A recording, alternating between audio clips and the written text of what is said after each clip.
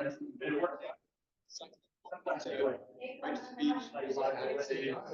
right, everyone, if we can sit down and get started. 6:30. Yeah.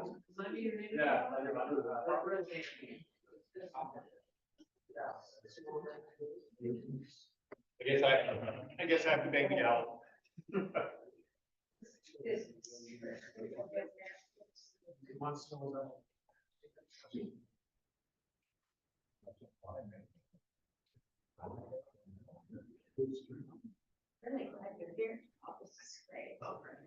So welcome to our August meeting. Hope you all are enjoying the pizza. Triple Bean wanted to stay and say a quick hello to the community, but she had to get back because it's that time, it's dinner service. But they provided it for free. So next time you go in, please say thank you to them and let them know that you you appreciate them supporting the neighborhood. And if you're watching on Zoom, hurry up and get down here. We still have. Let's get started as usual with Santa Monica Police Department. I believe we've got Officer Navarro on the line. Hopefully you can hear me, Officer. I can. And Sean, if you could just give Halima a minute. I know she's logging on right now. I made it. Good. Perfect. Sorry, it's me versus technology. I apologize. All good. I will hand the floor over to the two of you. Perfect. All right. So I told you since May, we have transitioned to a new record keeping system. So the way that the data shows up looks a little different. And I'm still kind of figuring it out. But one of the things that is new is, if you recall in the past, the way I would break down burglaries, thefts, vehicle break-ins, they were all their own category. Now this system categorizes as all burglaries. And so I have to go down the list and kind of separate what's commercial, what's a vehicle break-in, what's going to be your garage break-ins. So I kind of just went down the list and tried to categorize them as best as I could. But those are the ones that I really wanted to focus on, as they were kind of the more major incidents that I noticed. So I'm going to start with that and I'll kind of go from there. So I'll explain as I go. So the main ones that I'm going to go into are the home burgs, the residential burgs. So there's 3 incidents where there was actual entry into homes. So one of them was in the 2500 block of 5th Street. The residents of the home were out on vacation and they had their neighbor house sitting for them. The neighbor came in and dropped off some groceries and heard a noise and found the suspect actually crouched down behind the counter. She ran out of the house and called the police, and police arrived. Suspect was gone by the time that they arrived, but they did contact the owner and were able to gain access to the camera system. When looking at the camera system, one of the officers actually recognized him from a previous call of a trespassing incident. So he knew exactly who the person was, their name, and what had occurred in the past, and he knew where the areas that he frequents. So the officer set up a perimeter in the area that he knew the individual might be, and they actually ended up finding him and arresting him. So luckily, because of the camera system that they had, they were able to identify the individual. So I thought that was a really good one, because obviously there's some concerns there with who may gain entry into a home when someone is not around. But the other big part of it is cameras. So I always talk about these in my security assessments. Cameras are not necessarily going to prevent crime from happening. They don't necessarily care whether they're going to be seen. But when there is a camera present, it can really help police in their work. It can help when an arrest happens for evidence purposes. And it can really help identify different situations, especially with ongoing issues. It can identify where the issue is coming from. So this was a really great example of where a camera came in handy and helped identify somebody without the person actually being present to see them. So the next one was on the 2200 block of 6th Street. This person was also on vacation and had some jewelry stolen. That one is still an open investigation, and I've actually been working with the victim to put her in touch with the detectives to provide more information, since she was out of town when it first happened. And the other one was in the 2600 block of 6th Street. This appeared to be a place that was under construction. I think this incident may have actually happened in June, but it was reported in July from the notes that I saw on there. There was nobody in the property when it happened. Now going into the other burglary categories. So these I lumped together anything that was a garage break-in, a break-in into a shed, or a bike theft. The reason why I categorized these together was because they're kind of similar MOs. Oh, sorry, my computer's, there we go. So they're gonna be kind of gaining entry into a site, like a yard or into a subterranean garage, usually aiming to look for bikes. So those usually go together. So I did put them together.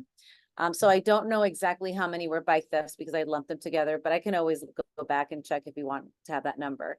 But there were 12 of those all together.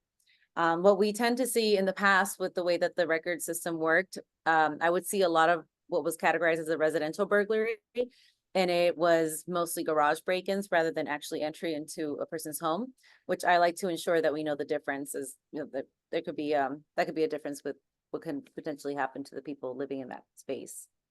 There was one package theft, one commercial burglary, and then 7 vehicle burglaries. These are 7 break-ins, so window smashes, entry into the vehicle one way or another to whether take items or attempt to take items. So with the vehicle burglaries, that's pretty on par with what we tend to see in the areas near the beach. We tend to see that often in areas like on the main streets or in the parking lots on the beach areas. With these, there wasn't a particular trend that I saw, but we do tend to see more in the summer as we have more tourists coming in. Sometimes they leave their luggage in the vehicle, and those tend to be highly targeted when just seeing luggage or anything that seems to be of value.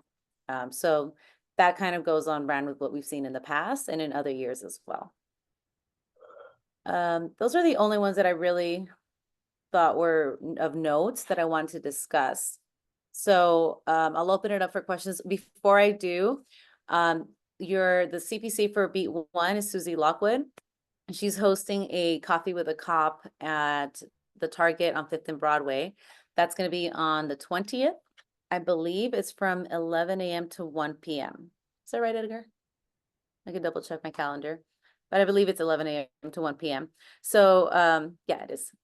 If you're available, stop by. You can ask some questions. We should have some of the officers there, and Susie should be there.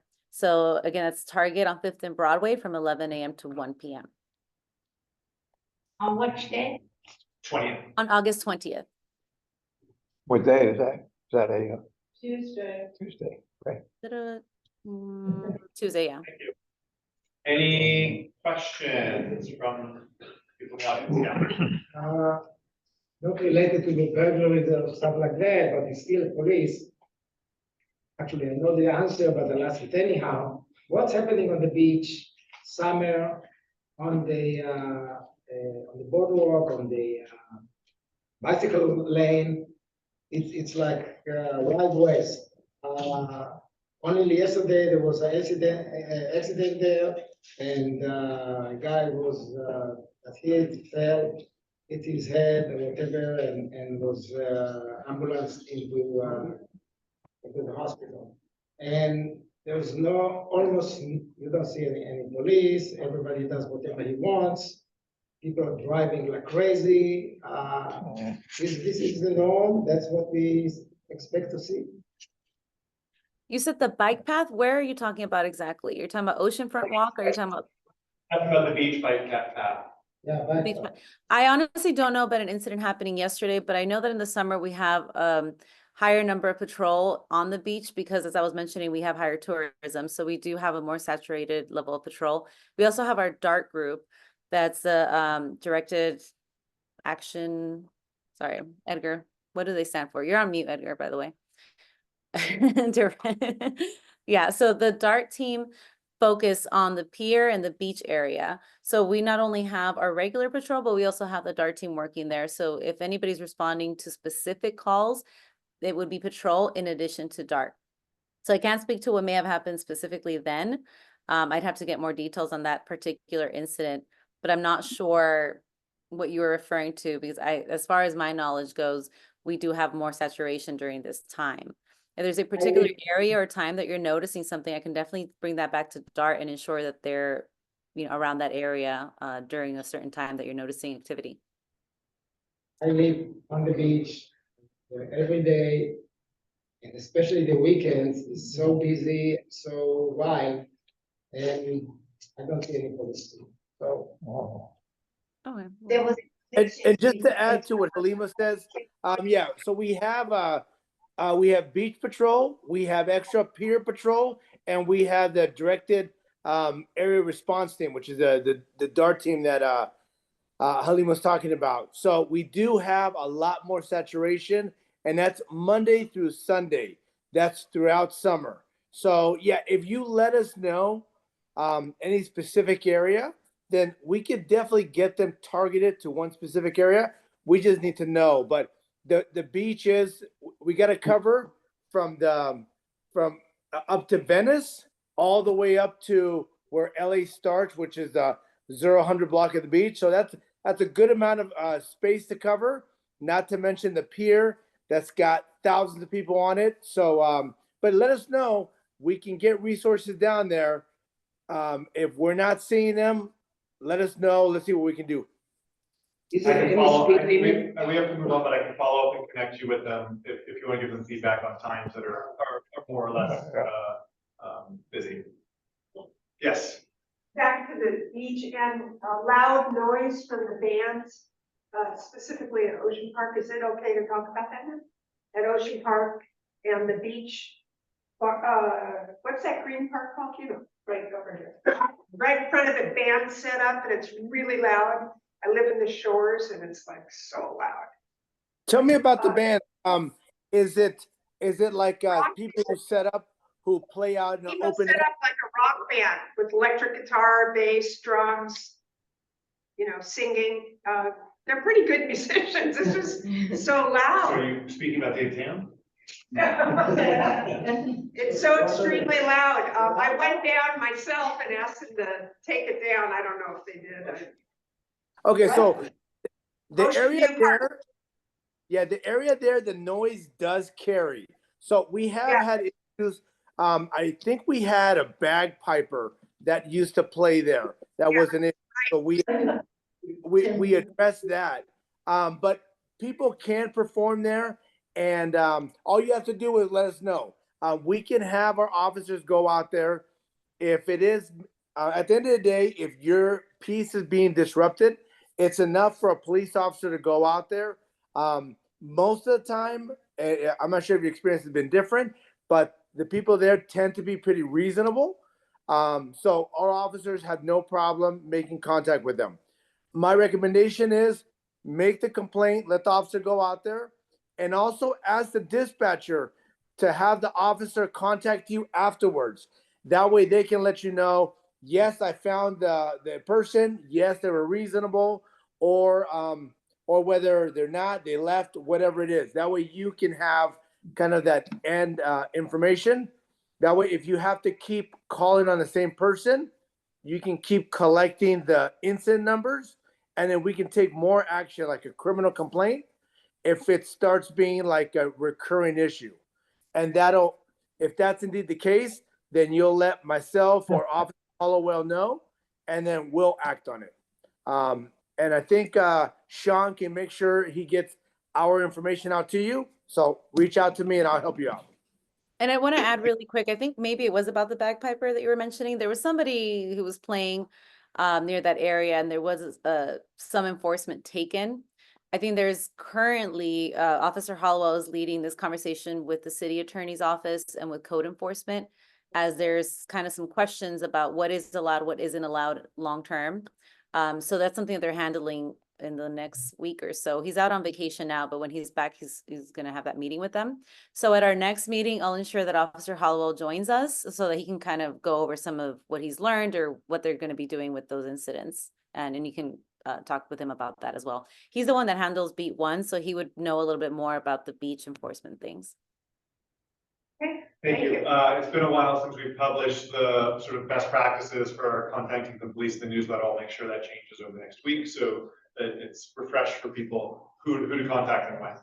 Jerry, you got a question? Yeah, might be a little too early, but a timely question is the Santa Monica Police Department going to be discussing anything about the 2028 Olympic Games coming and preparations for that. It sounds very exciting, but I know it's going to be a lot of challenges. Is that going to be talked about earlier? And I'm things sure like it is. that. That is, whatever is going to be put out is definitely above our pay grade. But I can tell you, when I started here in 2019, there were already discussions about how we're preparing for it. So there's been a lot going into this with the mentality of we got to be ready. So I know that that's certainly a big topic in the department. As far as what's finally going to be put out and addressed, I don't know. It's going to come down to when the chief is ready to, put all that out. But it certainly is in the works. And sneak preview for our September meeting. We'll see if they both come the same night or we end up doing one in September versus one in October. But at the moment, we've got City Manager David White and Police Chief Navarro on the agenda. We may spread it out to give them both ample time, but those are probably the best people to ask those questions of. I have. a And question. Sean, I'm sorry, not I didn't mean to promote you. I was going to say promoted you. I appreciate the promotion. Thank you, Sean. And second, Jerry, I was doing a little bit of eavesdropping before the meeting started. You were talking to somebody about the police department and the homeless, and I was waiting for the meeting. So the things you were saying about how well we work with the homeless, how compassionate. Thank you very much, Jerry. We appreciate those kind words. We try to do the best we can, try to be as compassionate as we can, but to hear those kind words without us knowing that we were listening, thank you so much. Last question. I'm not sure if this is a police question really, but I was very surprised following the incident where the manager of a bar on Main Street was killed in a fight. I was very surprised to see that at that bar they have a happy hour at 10:30 at night. And I can only think that that is very provocative or likely to cause problems. Is that legal to have a happy hour at 10:30 in the evening? Yeah, that would be a question for code enforcement. They're the ones that would first, whether it's legal or administratively legal or not, and if maybe it is legal, but it's something that should be readdressed. It would be something good for them to bring to the attention of the city hall people who would authorize that. So I would say you can bring it to our attention. I'd be happy to shift it over to Armando, which is in charge of code enforcement, and see what they can do, because I could see how that could be an issue that late. But again, that wouldn't necessarily be something that the police department would enforce or correct.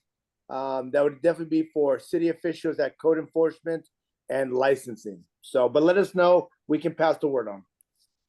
Thank you. Thank you both for making time for tonight. Thank you for everything you're doing. Congrats on your big promotion, Officer Navarro. Have a great night. I will make the follow-up connection. Very good. Thanks, Sean. Thanks, everybody. Have a good night. Moving on to Bobby from the library, to both say thank you for making sure we were able to come back here and to give a couple minutes on all things going on. Thank you. Not gonna take too much time, so thank you, Sean, for letting me just go out for the library. So yeah, my name is Bobby. I'm a librarian. I've been working at Santa Monica Public Library for over 18 years, mostly at the main library, but more recently at the branches. A couple things just want to mention. As you know, like Ocean Park branch hasn't fully opened. We're just doing self-service for 2 days a week. And during that time, if you want to come, just make sure you have a library card and that you're registered for self-service. It's basically minimal staffing in the library. You would come in at the front door, scan your library card, put in your PIN number. If you're registered, the doors open automatically. We usually have a library service officer in the building and some staff like shelving, but usually there's no one at the front desk. So it's a way to open the library, provide some hours. Well, with using less staff, which is what we have these days. So just plugging that, some applications on the table there. I know the library is trying to activate this location more. I think, starting in September, they're experimenting with putting on a story time on the Tuesday morning. So it's just like, we call it Tuesday Tales. So it travels through all the branches except for, well, Ocean Park now. So that's gonna change. So that's gonna happen starting, I don't know the exact Tuesday. I have to look at the September calendar. It hasn't come out yet, but that's gonna start in September. Another thing I just want to plug real quick, it's like a kind of a fun thing that we've done in the last couple of years. We call them Red Kits, and it stands for Read, Engage, Discover, and the original grant was to create a bunch of kits that are targeting older adults, but really it's for anyone. And the idea is basically these kids have books and then they have stuff. So the most recent one is a family oral history kit that one of my supervisors, Susan Lamb, created. And it has like a voice recorder, it has a bunch of questions, a flash drive, you can record and ask family members to share their stories, and it's a way to be able to record it. And if you want, it's something you can also upload to, I believe it's the library space YouTube page, to basically share, but it's really just for yourself as well, to kind of learn more about the members of your family and to share their oral history. So a lot of that information doesn't get lost. Another example, there's actually 11 different kits. I just grabbed a couple and I'm not going to open it up and show what's in there, but there's a bird watching kit as well. And it has like binoculars in there. So it's like, other than books, and one of the books is actually really cool because it actually has bird sounds. You can put in a number and then it'll play that bird sound from that book. And then you got the binoculars as well. We have like hiking kits where they come with 2 sets of trekking poles, among other things. So I have some brochures on the table there as well. And also just put a few of the calendar of events for this month. This is happening, of course, at all locations. So I saw like on the newsletters, a colleague forwarded to me, there's a computer class happening this week. I'm actually going to be teaching that at the main library on Wednesday. So it's a big computer basics class. Just continue to do programming and continue to try and offer more hours and just doing more with less time. So if there's any questions, if there's anything, just ask us. I know that when you come here, there's probably not a lot of staff around, but you can always call us and you can always email us or just visit one of our other locations. I mean, when you're here and you do see staff, feel free to ask them a question too. I want to thank you for allowing us to have this space. Yeah. I'm the one that goes and, asks for it every month. And it's such an easy process now. And we used to do this here, we're doing it again. I truly appreciate the fact that the library is allowing us to. Yeah, thank you. No, thank you. I take personal credit for that. Thank you very much. You can thank everybody who has, has. Who's enabled it, yeah. Oh, for sure, for sure. This was a wonderful thing. Yeah. I think it's just the beginning. We're gonna do more and more with this location as well, with this branch. So this used to be a real hopping on there. Yeah. For sure. I mean, why not? I've been coming here for years. Yeah. Yoga. I won't be teaching that.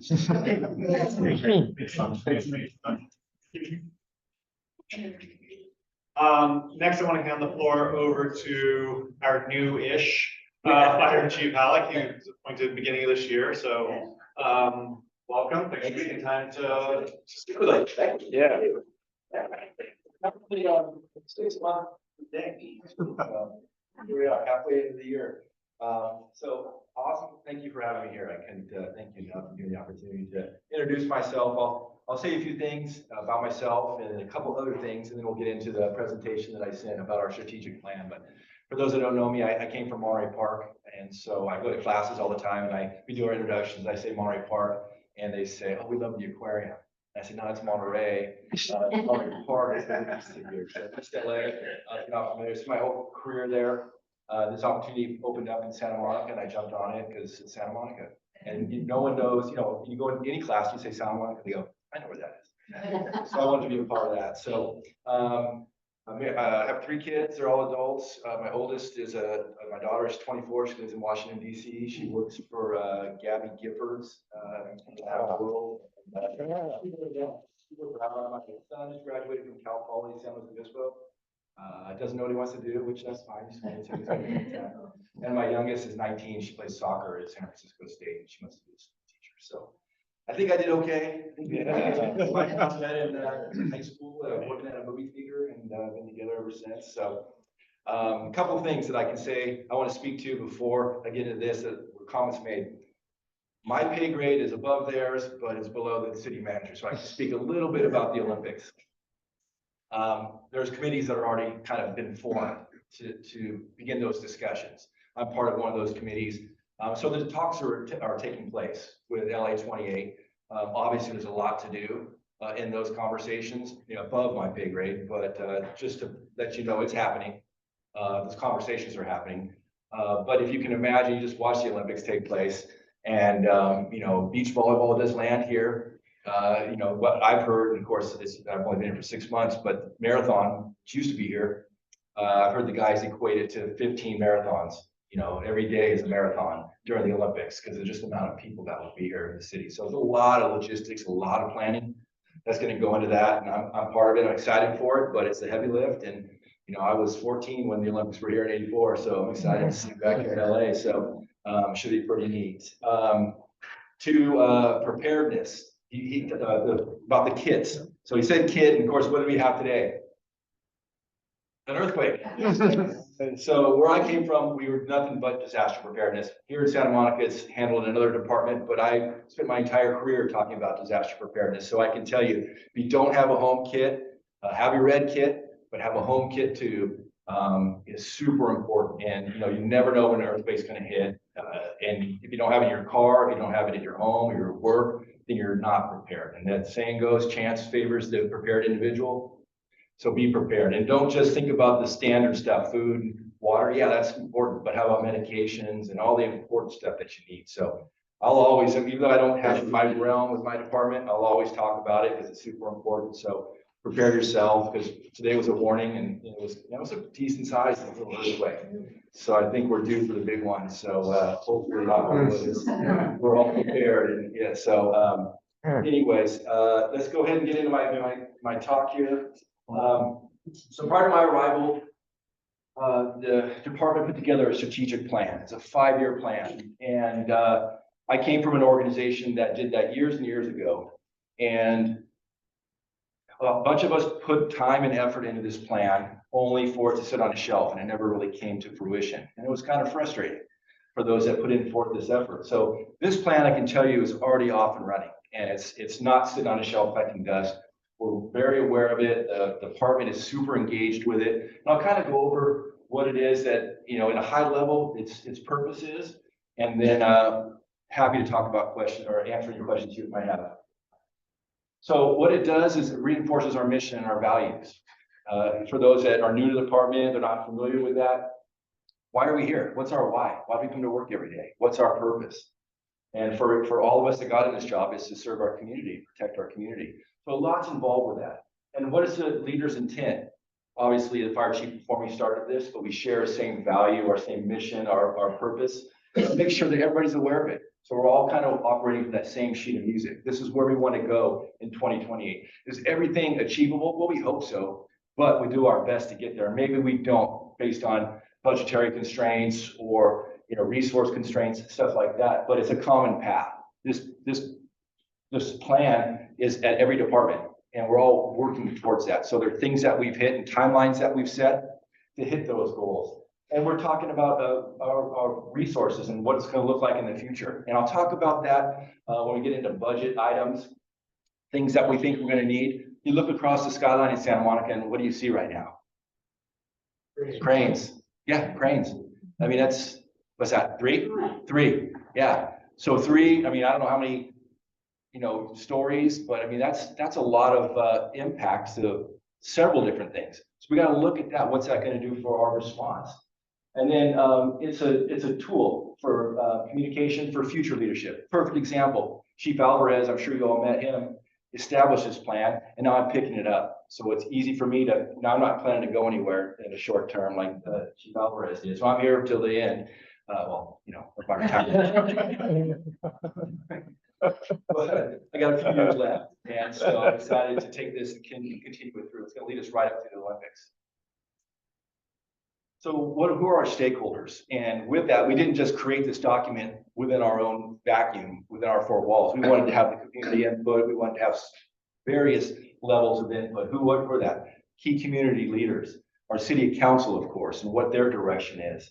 Other staff, it's not just the fire department in the city, it's multiple departments. So what do they look at as priorities, and how do we work together with those departments to achieve those goals?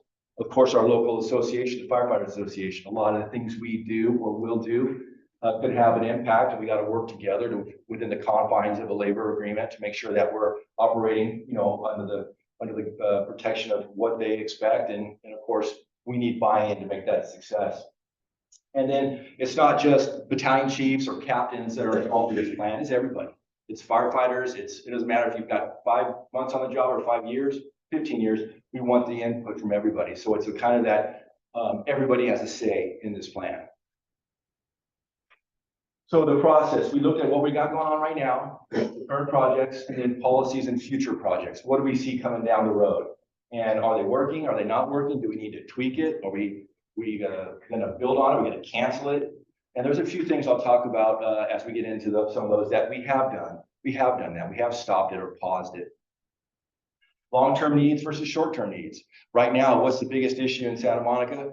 Homelessness. We're one of the biggest issues. So that's an immediate need, and that's something the council is very aware of, and a lot of directions come from the council on that as a city, not just the fire department, the police department, but the entire city has to work towards that goal of addressing this. How do we do that? I wish I had that crystal ball that said, this is what we do, and this is how we're going to do it. And it's it only takes money, that minor little detail. But we're all working together. I assure you, every meeting that we have, the discussion is how are we going to address this and approach it and make sure that we provide a safe community for our residents. Alignment with council strategies, what is the vision? Of course, that's going to potentially change here in November. So we could have a whole new set of strategies and priorities. So we're ready to pivot if that were to come to fruition. I don't think it will, because the stuff we have in place, I think is pretty solid. And I think anybody would look at that and say, okay, that's a good vision for the future of Santa Monica and the fire department. And then we look at best practices across the United States from the fire service. Are we doing what's kind of a common theme, a practice that has worked? Are we creating something new? There's a saying in fire service, R&D, rip off and duplicate. So this fire department did it. Well, what's the point of recreating this? Let's just use it. It works. Cut and paste, take out their name, put in our name, and let's make it work. We can do that. We're pretty good at that, but it's working. Let's continue to use it here. And then we're preparing for what's called accreditation. So what is accreditation? And a super high level answer is there's this agency called the Center for Public Safety Excellence. And they provide what's called accreditation. It's a self-internal survey of your department. And we do that internally. We evaluate everything we do, response times, district coverage, you name it. It takes a couple of years actually to put this together. And in it, we then can outline other aspects of things we need to improve on as we develop and we build and we have new developments coming in, different changes. Now we can kind of address those based on this accreditation process. So again, 5-year plan, that was what we ended up with. We have 4 primary goals. There's 14 strategies and 38 objectives. So it's a lot. There's a lot to cover. We have 15 that are currently under implementation in this last fiscal year. So like I said, we're off and running. We're doing a lot of things already. And then they're managed monthly. So we meet every month and we look at where we're at. We have to update the timeline. Are we good? And so that keeps us on task. Again, I don't want this to be a document that just sits. I want it to be something that we actually see through. So again, it's direct integration with council goals. The citywide work plan, that's something that's in place right now. And then the 24 to 26 CIP requests, capital improvement projects. So without getting too much into the weeds, with our budget and the way it is, there's a lot of capital improvement projects that are paused because of budgetary constraints. So things that we thought we were going to get to are paused, and not just in the fire department, that's across the city. There's obviously critical things that infrastructure and things that need to be addressed, but some of those nice to haves and things that we would like to see happen are kind of on a pause just because of the budgetary issue and what we're seeing in forecasting and coming out of COVID and a lot of those things that kind of make up the budget and potential restraints on the budget. Those are things that kind of impact capital improvement projects. So what are we looking to do here? Again, is make sure we have the right resources, the appropriate amount of resources to provide our response. That's what at the end of the day, that's what this is all about. Is you call 911 and someone shows up from the fire department, that's the call, as quickly as possible, and how we achieve that. Addressing homelessness, again, a major concern for the city council, for the city in general, and for you as well, I'm sure. I mean, you can't, I didn't hear Santa Monica as much as I have since I started working here, and every morning when I'm driving into work and I have the KNX on or whatever radio station on, you almost hear Santa Monica always. And sometimes it's negative, and that's not something that is good for bringing in tourism and all those different things that are so vital for your city. So we need to address that. An EMS division was established. So what is that? That's our emergency medical services division. So we established a battalion chief who's in charge of EMS. And I'll talk a little bit about that when we get into the ambulance operator program, which is next, alternative ambulance plan. And I'll talk a little bit about that in our question probably, but right now we contract with a third party ambulance. You've probably seen all across town, McCormick. And we're looking at the possibility of bringing that in-house to where it's Santa Monica employees that are responding in Santa Monica units. And there's a couple really big benefits of that. First, it gives us control over those individuals. I mean, sounds terrible, but there are employees. Right now, they're McCormick employees. So we don't have a lot of control over that. And we run out of ambulances daily. And you think, how can you run out of ambulances? Well, we're contracted with McCormick to provide 6 ambulances in the city every day. But in my time that I've been here, there's probably been at least a dozen times that I've heard on the radio, I'm sure there's been more, that we're out of ambulances. That means there's more than 6 calls happening in the city that require ambulance response.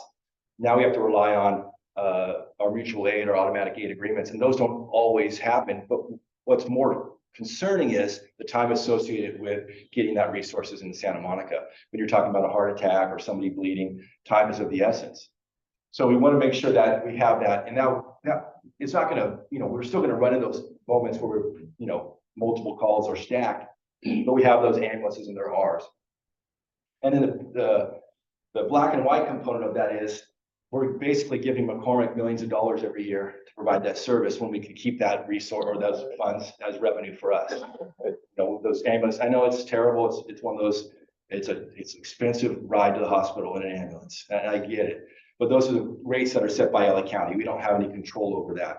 But it's expensive. But on the flip side of it, it's a lot of revenue for the city, millions of dollars that we could bring in now. And times are tough and the budget is what it is. This is something that we're looking at very seriously, and there'll be some conversations over the next couple of weeks about that. Fire Station 3 and 7 need replacing. Everybody know where Station 7 is? And what is it? No, that's 3. Seven, yeah, what is at the beach? What is it? It's a trailer. Yeah, it's like a double wide, and that's Station 7. So it was built or was put there in 2020, I believe, as kind of a pilot, because getting to the beach is not easy for Station 1 on 7th, and it takes a long time to get there, and that's critical moments. So we put that there as a pilot, and it's proven to be so successful that it's going to stay. Now we just need the funds to build a new station. Again, don't leave any extra dollars. What's that? North of the pier. North of here, yeah. You'll blink and you'll miss it. You really will. It's like there's a chain link fence and it's a double wide trailer. It's where I guess it's kind of an ironic story. Since we're talking about the Olympics, the McDonald's was there in '84 for the Olympics, and now it's no longer an Olympics, but the building is still there. And that's where we house a lot of our equipment for Station 7. They're tied to each other. So when you're in that building, there's the little red tiles that are like on McDonald's floor today. They're still on that floor today. So little piece of history there. So that's a location for the permanent structure? No, I'm not sure where that would go. But it does need to be replaced. Now, whether we do a swap in that area, but it would be at the beach. Yeah. Station 3, 19th in Arizona, just something that we're constantly repairing. We run 2 engines out of that station. So it tells you how busy they are with the call volume, the convalescent homes, the hospitals. But it's that busy that we run 2 engines out of that, and they're busy all day long. So it's been through the ringer. We have an apparatus replacement program. So thankfully, we've been forecasting for replacing, these engines. If I put an order in for an engine today, how long do you think it would take to get it? 3 years. 3 years. Yeah, over 1,000 days. And they're expensive. So we've thankfully put a plan in place that gets those kind of on our radar screen as that, because these things, they take a beating. With 19,000 calls a year, 5 stations, it's a lot. And so they're constantly out. So, and then, community outreach for DEI, diversity, equity, inclusion. Unfortunately, you hear that in the news all the time now, but it's such a good thing. And it's been a negative spin on it in the news. I'm not going to get on the political thing, but, diversity, equity, inclusion is something we're very aware of. And what are we going to do to increase that in the fire department? Well, we're talking about an Explorer program, and that's our kids, 13 years old, 14, 15, 16. It kind of brings them in. I've been a part of that where I came from. We had a great program, and it gets kids excited about the fire service, and that increases our footprint with regards to the potential for diversity. And that includes females. And, we have, I think 2 or 3 females, but we need to do better at that. We're not reflective of our demographic. And so how can we increase that? Through this one program, I think, amongst other things. So I think that's a very good component. And that's it. Talk super fast. So happy to answer the questions. Or moderate. Go for it. Lucy. I'm wondering, besides the police, do you have an incentive fire people trained for the people with mental illness that be taken into hospital or whatever? Yeah, so sure. So 2 or 3 years ago, there was a program called CRU in the fire department, Community Response Unit. That was a 2-year program. We had firefighter and paramedics that were on this particular apparatus, looked like an ambulance. And they were trained to deal with mental health issues associated with people experiencing homelessness or whatever the case may be. Over that course of that 2 years, it was a pilot program, and they shut it down prior to my arrival. We're talking about bringing that back. So again, it's a budgetary item. What does that look like? There's a couple different variations of it. And so we're looking at the CRU program as it existed, and then potentially what other cities have done, Beverly Hills, LA City, is you basically have on the same unit a paramedic and a nurse practitioner. And what that does is our scope within LA County is limited as paramedics. We can only do so much. But when you have a nurse practitioner, it opens up your scope to quite a bit. And you can do things like psychiatric holds, releases, treat and release, prescriptions, follow-ups, mental health holds, a lot of things like that we can't do.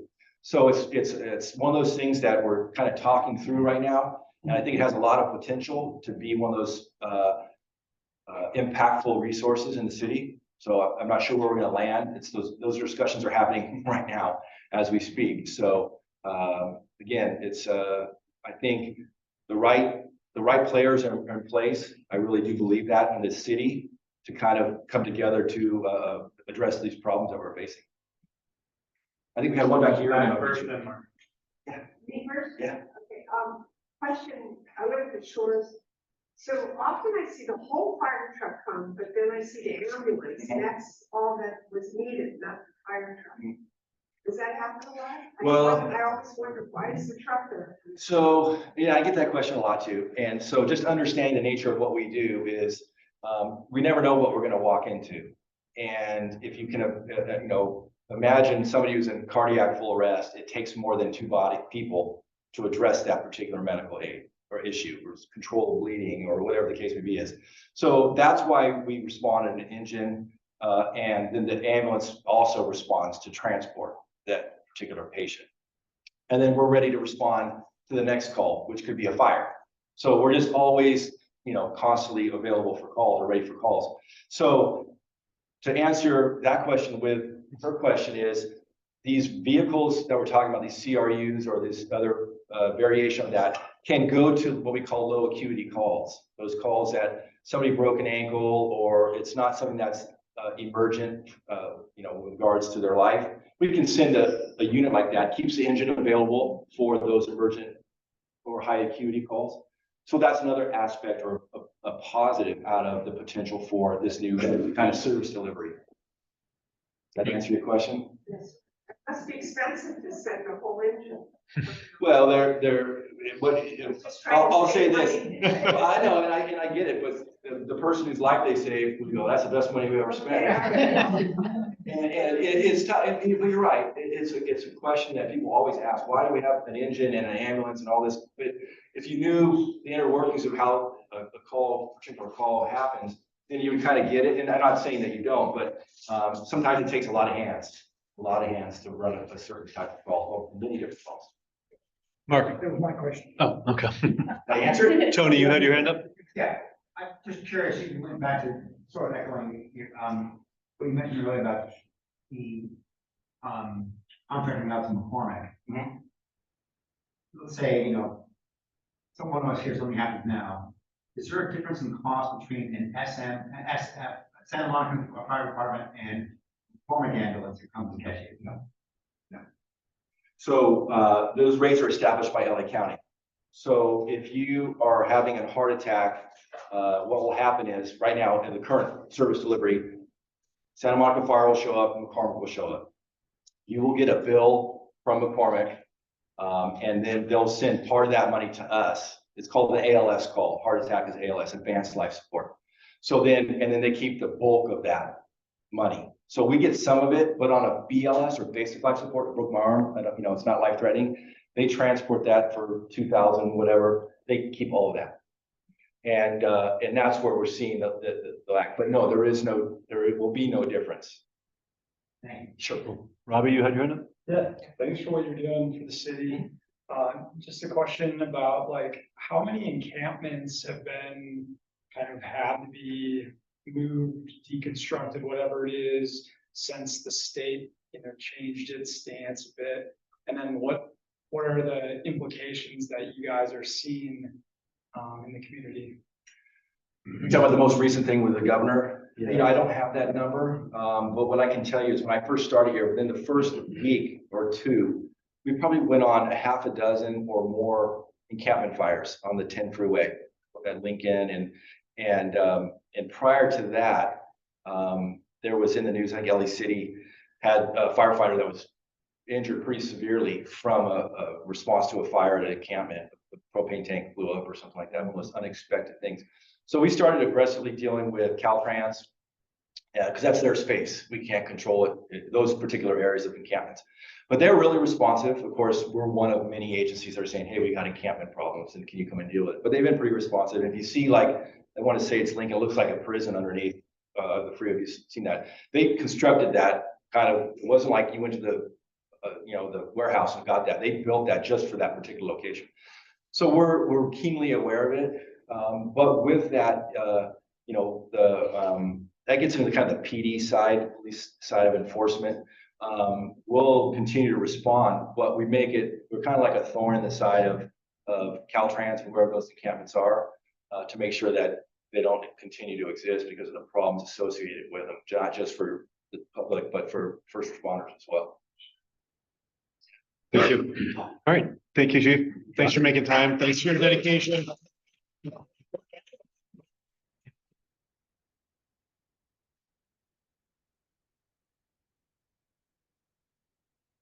Next and last guest is joining us via Zoom. We've got Peter Fenolio here from Hospitality Santa Monica. Hopefully you can hear us. There you go, Peter. Yes, I can. Thank you. Thank you for having us. Happy to be here and talk to you guys tonight. Yeah, just wanted to introduce myself first of all. My name is Peter Fenolio. I'm with the California Restaurant Association. I'm our Director of Industry Engagement. And a little bit about Hospitality Santa Monica is and why CRA is involved is the first thing I want to discuss, which is that Hospitality Santa Monica it's a local coalition of business owners and residents who support some pro-business policies. And we were asked at the California Restaurant Association to help facilitate for them. This is restaurateurs tend to be pretty nose to the grindstone, especially at this time of night. So I'm happy to be here and talk on their behalf. But this is a local coalition there in Santa Monica that really cares mostly about public safety issues, cleanliness, and general policies that are affecting business in the community and making it unfortunately difficult for a lot of restaurants and hotel operators to put the best product out on the street and give the best experience to their customers, whether those be locals or tourists. So, the California Restaurant Association is here in a support capacity only. And we're happy to support Hospitality Santa Monica because it's there's some overlap with our membership certainly, but we're also happy to offer that professional expertise in terms of policy advocacy and working with candidates and talking to city councils and the like. So, yeah, as I mentioned, one of our main focuses is really just kind of some of those compounding quality of life issues, and wanting to support candidates for city council that will support the local business owners. So we are in the process of doing that right now. We're interviewing city council candidates. We've had interviews with our coalition and 3 different city council candidates already. We have another round of interviews scheduled for this week, and we expect to be announcing a slate of candidates that we're going to endorse in the coming weeks. We think this is a pretty important election, and obviously there's some issues with transient behavior at the restaurants. That's a major focus of the restaurateurs in particular. It's really, and we see this a lot across the state, but it's an issue for our members and particularly restaurant owners who have staff that have to interface with transient behavior on a regular basis because that's not what the staff are paid to do, and it makes it very difficult for the restaurant operators, one, to continue to keep their staff in a difficult hiring environment, but it also puts their staff in a situation that's not very comfortable. A lot of restaurant employees tend to be, entry-level workers and some oftentimes kids or young adults that, really shouldn't be in the place of having to navigate with the issues of people who might be on drugs or mentally unwell. And so we want to support them in both getting the care that they need and the housing resources that they need, and taking that burden off of the teams that are operating the businesses.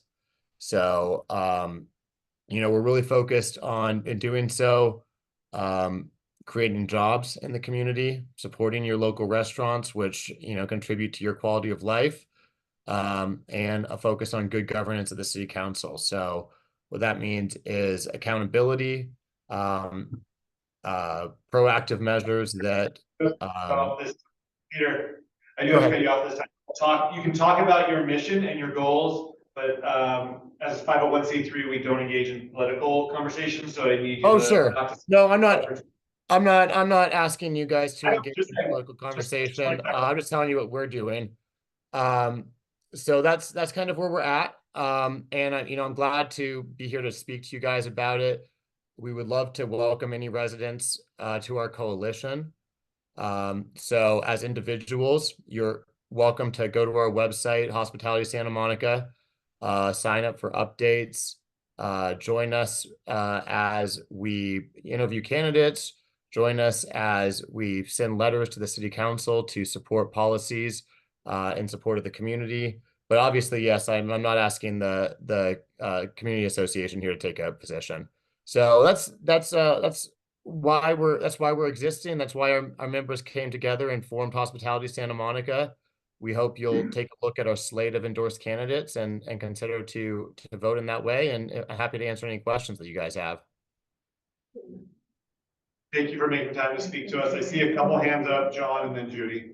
So I've had a chance to look at your website. It looks very static. There's no names on it. I don't understand it. So my question to you is, how much money does your group intend to spend in our local election in November? We don't have any current plans on spending money in terms of endorsing candidates. We will be endorsing a slate of candidates. We also don't want to publicize the names of individuals who are a part of our coalition because we want to speak for the industry, but we don't want someone, because they're signed up for updates on our website and signed up to receive information, to feel like they have to endorse everything that we say or do. So by joining our coalition, you get to participate in the discussion, but we're not putting your name out there as saying that you agree with us, if that makes sense. Judy. How are you choosing which candidates you're interviewing? Anyone that wants to interview, we ask them all to send. I'm sorry? Are you reaching out to all of them? They were all invited to fill out a questionnaire and return the questionnaire and join us for an in-person interview. Yeah. That's not what I'm hearing. So you might want to see if how accurate that is. As far as I know, they've all received it. If anyone's missed it, I'm happy to. I'm just telling you that I'm hearing right now that some of them have not been contacted. Okay. Well, thank you. I appreciate that. Sherry? Yeah, I might have missed it, but I guess we all know about this this banner that's hanging on the promenade. Like there's been 3 of them. They kind of make Santa Monica look like we're an asylum and unsafe, and it's really hurting the businesses. And I've spoken with a lot of people, and I'm wondering, as a leader of the hospitality groups, what do you think of that approach? And forget about freedom of speech. We know that everybody has freedom of speech, but what do you think? Do you think that's a good kind of approach? Yeah. Was this put up by I believe his name's John Alley? Yes, sir. Yeah, we're not aligned with him. That's not how we want to operate. Oh, good. Thank you. We don't want to create an impression. There's no benefit in creating an impression that we want people to come to Santa Monica. The businesses want people to come to Santa Monica. There's no benefit in creating an impression that Santa Monica isn't anything less than a beautiful city that is, an international destination for tourists. And that's the mission that we want to support.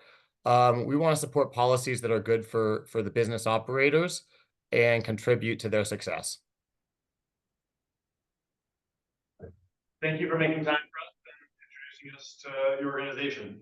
Absolutely. Thanks so much. Feel free to reach out if you have any other questions. Otherwise, I appreciate your time tonight. Have a good day. Good. Before we jump into business, I just want to take a couple minutes for us to say hello to each other. We try to do this not every meeting, but every few meetings. Don't feel you have to introduce yourself, but it'd be nice. Just say your name, anything you'd like to say about each other, and just to keep it fun.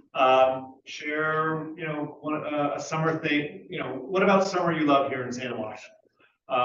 So we can get to know each other a little bit better. I'll start. Sean Besser, President of OPA. And one of my favorite things about summer here is that it stays light enough and warm enough that when my wife gets home from work, we get to go on a walk multiple times a week along Main Street, and see all of the energy. I'll start with Jerry in the front here, if you'd like. You can pass. Man, I just love everything about Santa Monica. I love the people.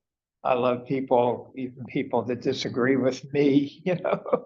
I love them. Sometimes I even disagree with myself. And I love our sunsets, and I love the people walking dogs and all the good things that are happening in Santa Monica. Hi, I'm Judy Abdo, and thing I really like about summer that it happens other times of the year, but in summer, there are so many people out walking. It's just really easy to just kind of walk out in front of where you live and you can meet people. And I loved doing that. Yeah. Or like, yeah, the walkability and as you say, you know, being out on the street and seeing people, you know, and seeing new people and stuff. Yeah, very, very great neighborhood.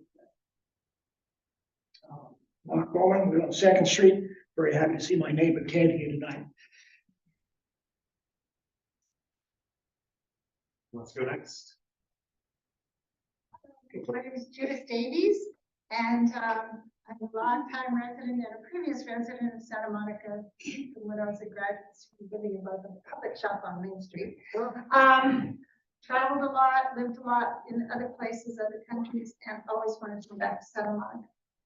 And my husband and I live on the corner of Highland and Marine, and my joy is the garden. We were there as tenants, and the person that I knew as the landlord, we worked together. He needed to sell it, and I said, please just let us try to buy it from you because I wanted the garden. And so that's my love, and I raise monarch butterflies, and I work in the garden a lot. Awesome. I'm Barbara Jansen, and I manage a 22-unit building on 3rd Street between Hill and Ashland, and I'm always out gardening, and we have monarchs in the back, and enjoy that. So, especially in front of garden, and as everybody has said, lots of people walk their dogs and are visiting, and I've met a lot of people that way, just in the neighborhood. And I'm doing my name's Sid. The thing that I love about the summer in Santa Monica is that it stays light long enough that I can finish working, leave my apartment, and go for a long bike ride. If it's still sunny, Yeah. clear, water is beautiful.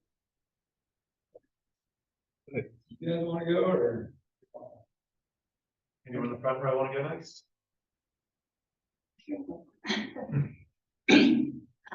Benny and Shira, we live in Colony 2, so we're right on the beach. We always say we live in paradise. We love the beach. We love Santa Monica. We love the activity. We walk out to the beach. There's one big ongoing parties between the old cars and the bike and skateboard and the music. Actually, we love the music. I was there last night and I saw all the energy people playing and the music right there. People were dancing. I felt like joining them. So we love the energy. What we don't like is people drive like crazy on the electrical bike. Let's focus on the positive for this. You want me to behave, And some characters that don't make you feel safe, but we just love Santa Monica. Thank you. My name's Michelle, and I've lived here for 50 years in Santa Monica, most of the time in Ocean Park. And I love it. I love it for all the reasons. And where do you live? I live over on 3rd Street by between Hill and Ashland. Robbie, Mary, either of you want to go next? Sure. Yeah, I'm Robbie. I live on 4th and Ocean Park. I love it here because of the energy that everyone's mentioning and talking about. And yeah, I love a morning summer run along the beach. Pretty awesome. Hi, I'm Barry Snell. I'm not a resident of Ocean Park, but the Pico neighborhood. I'm a trustee for Santa Monica College, and I'm running for city council, so you'll hear a lot about me.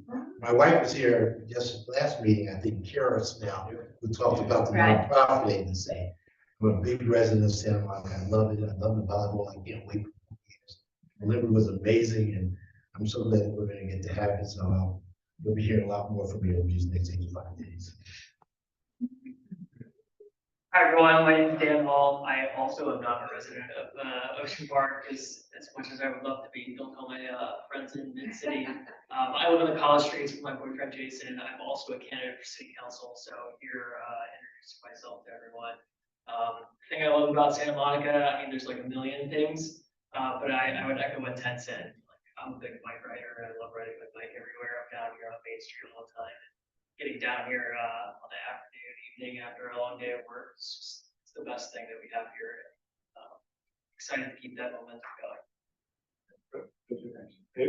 I'm Abe Sassoon. I consider myself a resident of Ocean Park, as opposed to San Antonio. More of Ocean Park guy. The thing I like about Ocean Park is that you can get down to the beach without doing Okay, I'm Patty Gunn, and husband and I have lived here for almost 50 years, and 50 years here. In the same house at maybe 7, and yes, you have a beautiful dog. What I love about it is, first of all, I love the temperature.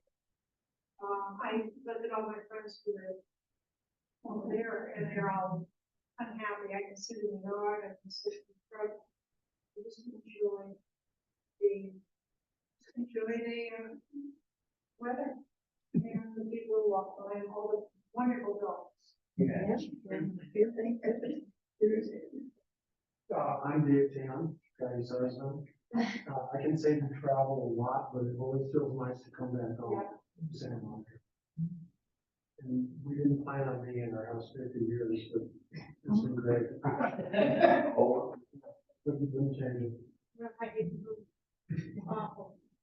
My name's John. I like my neighbors.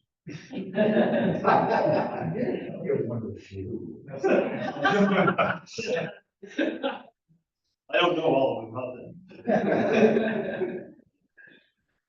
My name's Will Burke, and I'm on the board here. I live with my partner on Third, and I'm University over the lake. It's a beautiful drive all over here in Santa Monica. Different color. They talked about dog days in summer, where I came from in Washington, D.C. Our dog days here at that Third is one out.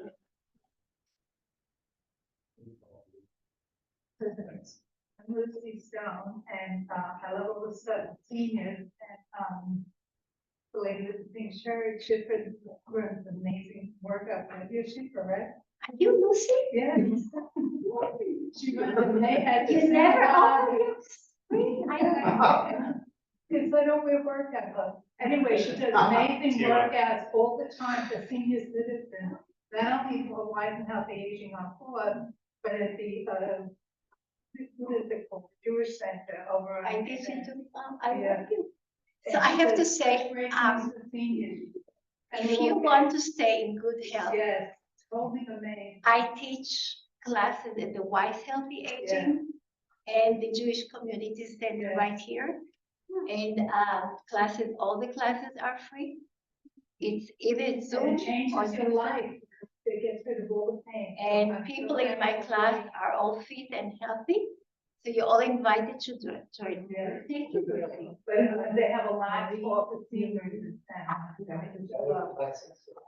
I'm every day, but Tuesday, Lucy's class is Tuesday, Thursday, 9 to 10 with the weight. Tony? Hi, Tony Diamond. I've been in the Ocean Park area for 23 years, just on Raymond between 4th Ocean Park and Ashland. With my wife here, and we love walking in the neighborhood, walking along the beach, and of course, we really, really love all of them. Anything to add? There's nothing bad about Santa Monica.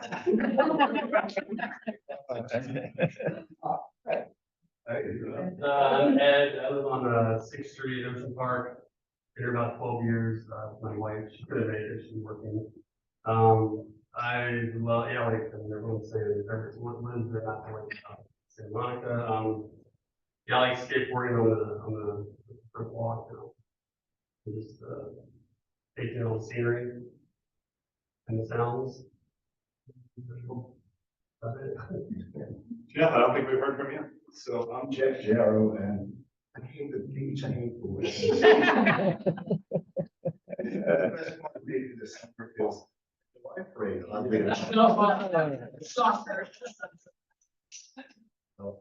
been here since '77, and I love this place.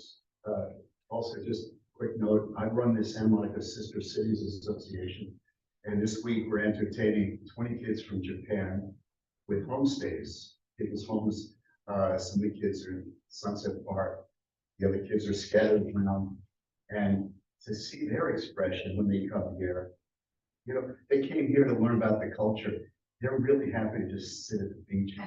Yeah, check out all the action there, you know, it's real special. So I love bragging about this city. I think it's a special place. I love living here. Neighbors and all. Anything else, Judy? I just counted out the years that I've lived in Ocean Park. I hadn't done that for a long, long time. And I moved here in '74. So, Year before we did. yeah. So, I just wanted to say that.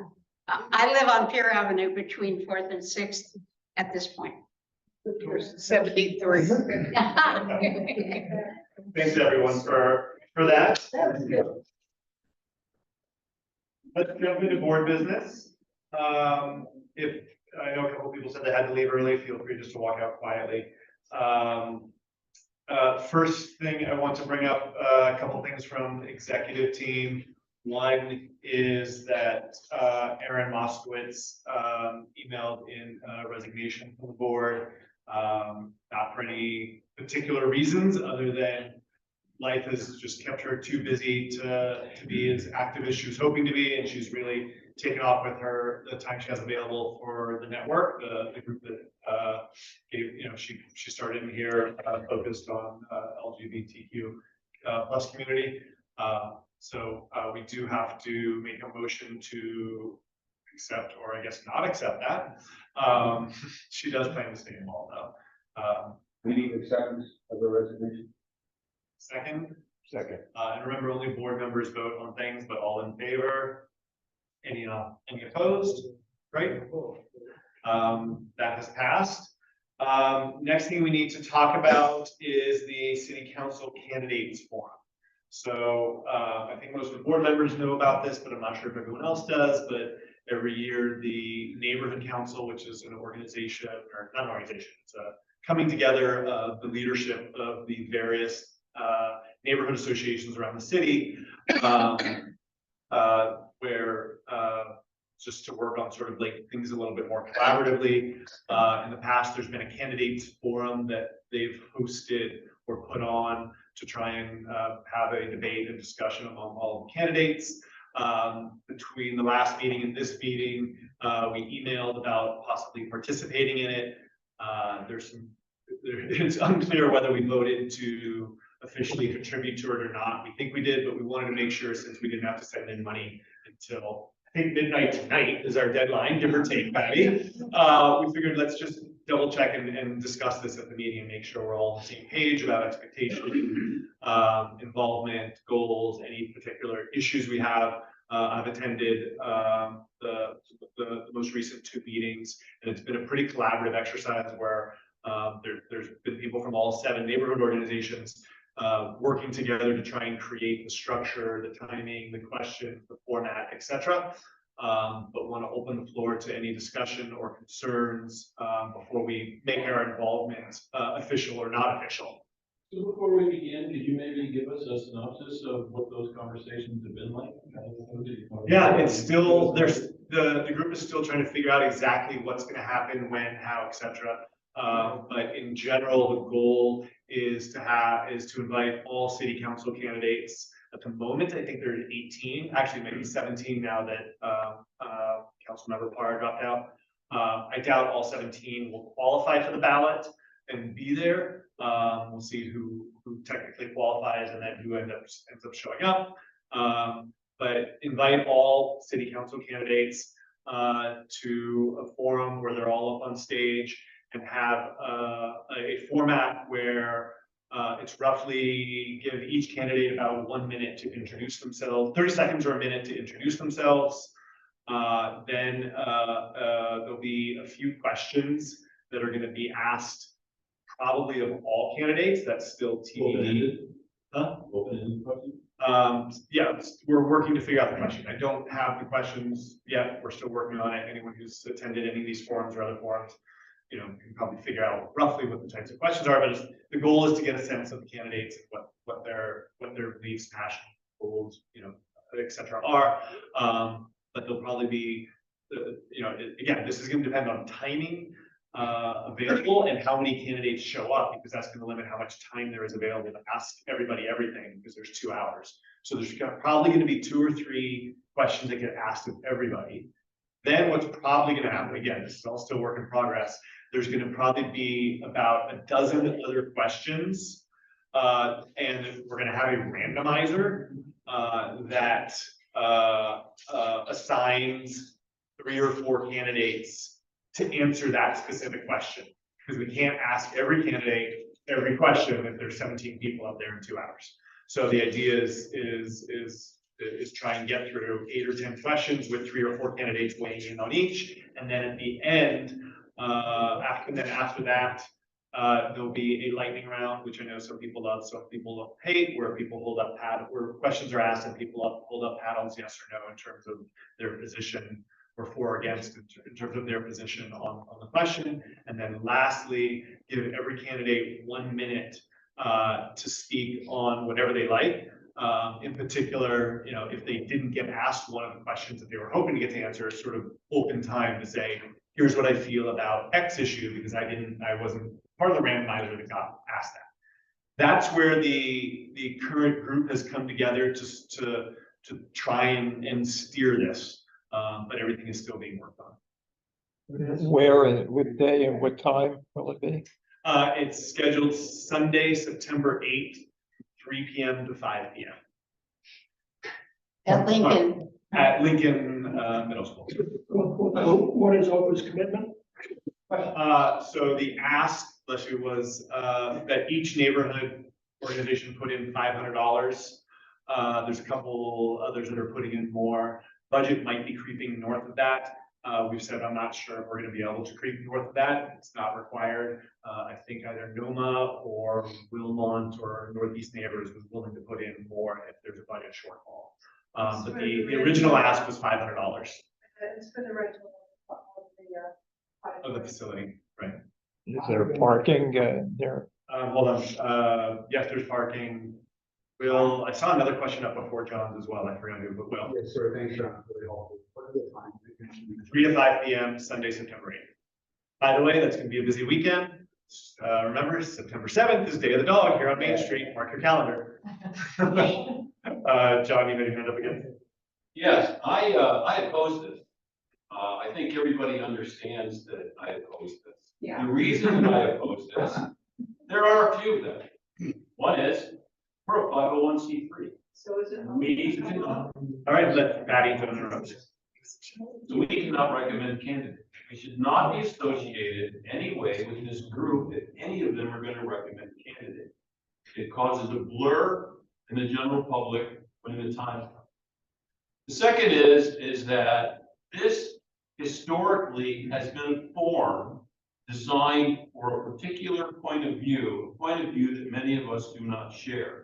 And I don't think we should be involved in anything that has that point of view and has anything above and beyond educating the public, right? And I think we talked about this, Sean. I know how those paddles work, and we're going to end up in that spot. So those are the reasons that I oppose it. Jerry, then Well, and Judy. Well, certainly, I can tell you 2 hours is not going to do it with, no matter what you do, you're not going to start exactly at that time. And I wish it were at least 3 hours if you could still do that. Because 2 hours is, but as far as being a 501c3, that's not the point. You're not endorsing any candidate. You're just saying whoever's qualified under the rules of the city and has done the work to get the petitions should be invited. That doesn't violate anything that OPA says to be nonpartisan. And I think it's good to participate, even with disagreements on political views or anything else, so you could hear what everybody has to say, and that's not be separate from it. So I'd recommend that we do participate. Thank you, Jerry. Judy? I am against the participation because at least in the past, and maybe you can make this not happen this year, but the questions have been skewed in such a way that they benefit some of the candidates and not others. And I think that that's a problem. And I just don't think we should be part of it. I think we should definitely do this. We have had this done in the past. The Lori Nishon would put them together and we have candidate forums at Smash. David and I have been participating in the neighborhood council for quite a few months. We have a feeling they are happy that we are finally coming back to them. So, no, don't you say anything? Josh, she was quiet when you were talking. I know, now we're even. So, I think this is something we should definitely do, and the fact that they have this meeting to get people to put this together, rather than have a couple people here planning there. I think it's going to be something we should do and to educate the people here. Thank you. Dave? Yeah, I think actually, if the questions are filtered correctly, unbiased and not preloaded, so it's a good opportunity. As long as there's participation, recognizing bad questions. I can say that the group, at least so far, we haven't gotten to the vetting the questions stage yet, but the group has been very open and welcoming. Assuming we participate and assuming I'm the person, the liaison for OPA, the goal is to make it as unbiased and open and fair as possible from my perspective. And I have not, at least witnessed any pushback yet, but I'm sure there will be points where there's disagreements, but that's part of the process. And I'm sure not everyone's going to be happy because that's the definition of working together. My question is, have any of the potential candidates been to this forum before? And do they feel that it was fair?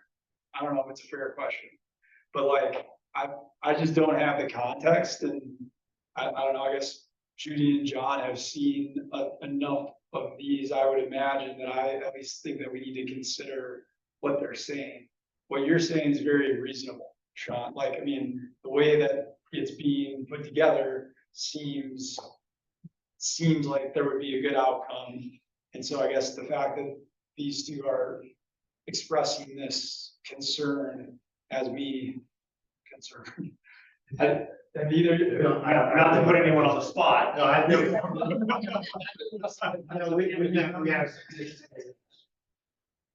John's had his hand up before you, so. So I didn't really mention this, but I want to thank Patty for the introduction of this idea.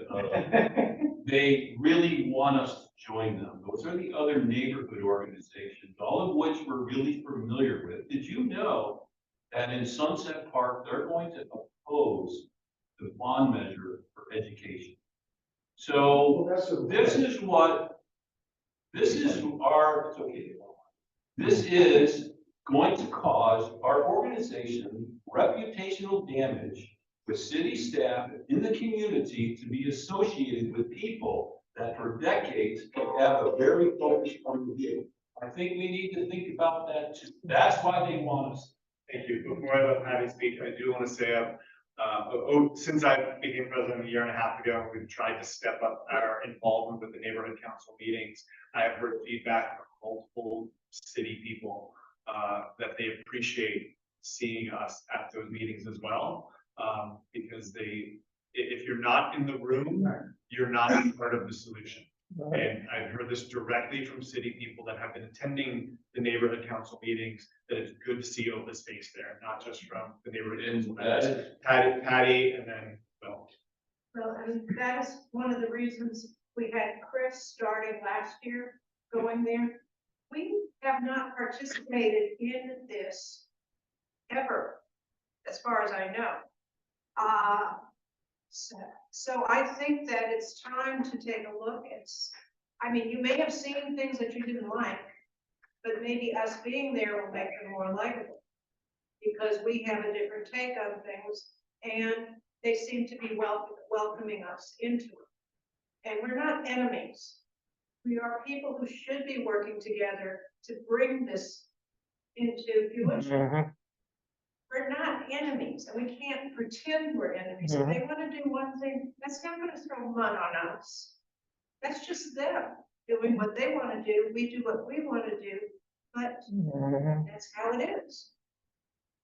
Well, Sean, I want to thank you and Patty, Dave, others, for going to this. I agree with that. I lived in Milwaukee, Fort Lauderdale, Key West, Washington, D.C., London, Hamburg. I've never seen a city so small like this one, but it's so afraid about these kinds of things. It's incredible, mind-blowing. People run citywide and for city council. I've never seen a city that's more tackling little groups that have people. We endorse this. It's crazy. People get so tight about this. The better, the more we're together in these things. I agree with everything they say. We show up at a table. We furnish our reputation with the Park Association. I'm very careful. Thanks to your leadership, Sean, and everybody on the board. Since I came here in 2017, we are a very credible neighborhood association. We're upbeat, we're positive, we don't get engaged in too much controversy. But we're credible, and I don't think that's going to hurt us at all. In fact, by not being there, especially for citywide, here that people are, when it's a great community service. Jerry? Yeah, just, if we do this, and I think we should, because we're part of the city that has all kinds of disagreements. But if we do this, I would hope that everybody makes sure that everyone there is respectful. No booing of people, just like the placard says near the lectern in the city council chamber, that the leaders of this make sure that it's announced in advance, that we listen respectfully, we're here to get educated, and we do it in that way. I hope that happens. I can say also at the last meeting, we did talk about rotating who is asking questions, having things randomized yet pre-assigned so that it's not like chaos. And that there was even discussion of, well, what if one of us neighborhood leaders aren't following the rules, and people trying to shut that down pretty quickly by saying, we need to follow the rules. We're the examples first. Right. So not saying it's going to happen, but people are thinking about it and talking about it. In the past, it was in a more central location, and it was run by the Daily Press, sort of an unbiased third party. So I'm kind of questioning why it's on their side of town being run by them, costing us money. What is the cost of the, So we pay for this by Daily Press. I have no idea what they were last time. Last time was on Zoom 2 years ago. I don't think Daily Press has resources. I know, but I don't think Daily Press has resources for it anymore. We had a conversation of, should we bring in sponsors to help flip that bill? The overall consensus was no, we want to keep it as unbiased as possible, and just the insertion of sponsors create the perception of some sort of bias. And that we as a neighborhood organization should be paying for it. It's there because, you know, people who were starting this were just able to secure that venue. I don't think it was anything strategic. I think it's done. That ship has sailed. So Is there going to be parking on site? I believe there's a large parking lot on the school or attached to the school that's going to be available. Christine, had talked about they originally wanted to do it at, Jam, but the cost of doing it at Jam was almost triple what they were asking for. So that was gonna also a parking issue. So that would have been on this side of this. It wasn't gonna work. Maybe the candidates. I want to get this wrapped up, so we can move on to other stuff. So you're asking us to trust you, and we do, right? Let's be clear about that. Who we don't trust are people named Sina Josephs, Tricia Crane. We don't think that's You, yeah, use your name. Use your name.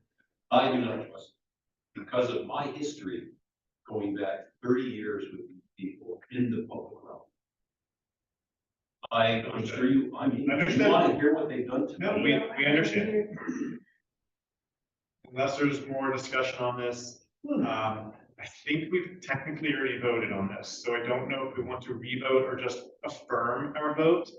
I don't know.